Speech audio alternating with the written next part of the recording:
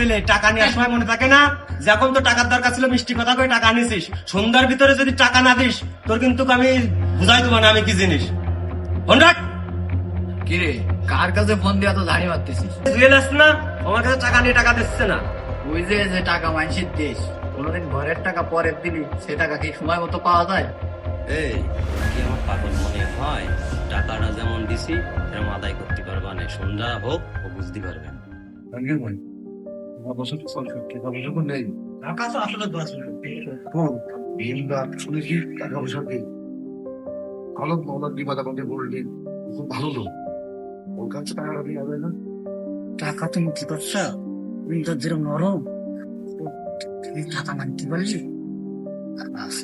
এখন টাকা তো আমাকে দরকার, যাই হোক ভালো হোক আর খারাপ হোক, কাকে নিই তারপর দায় কর মানুষ। ঠিক আছে, তা পারবা।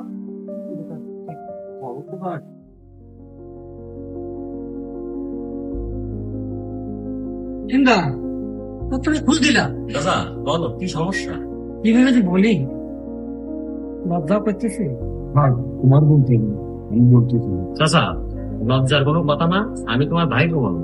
কি হয়েছে আমার বলো।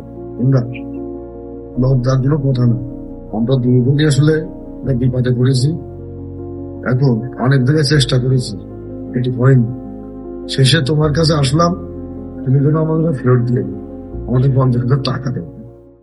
দাদা টাকা পয়সার তো বিষয়, টাকা পয়সা দিলে তো সম্পর্ক থাকে না।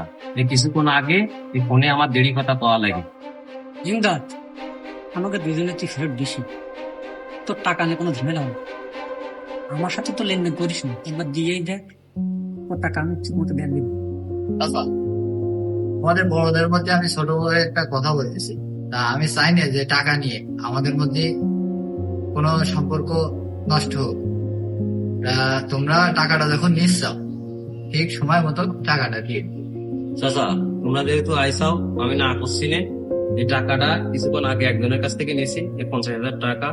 এই টাকাটা আমি বাড়ি নিয়ে যেতে পারলাম না, তোমাদের কপালে ছিল, তোমাদের মুখ টাকায় টাকাটা দিচ্ছি, আমার টাকাটা ঠিক টাইমে দিয়ে দিও। এই টাকাটা নিয়ে আমাদের খুব উপকার হলো, তা এই উপকারের প্রতিদান আমরা দেওয়ার চেষ্টা করি।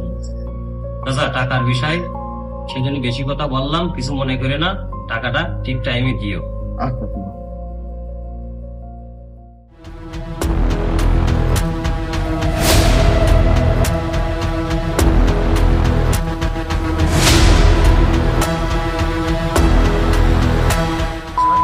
ছেলে ও টাকাটা নিয়ে আমার কাছ থেকে খুব পায়তারা করতেছে, আর ও এখন পলায় বেড়াচ্ছে।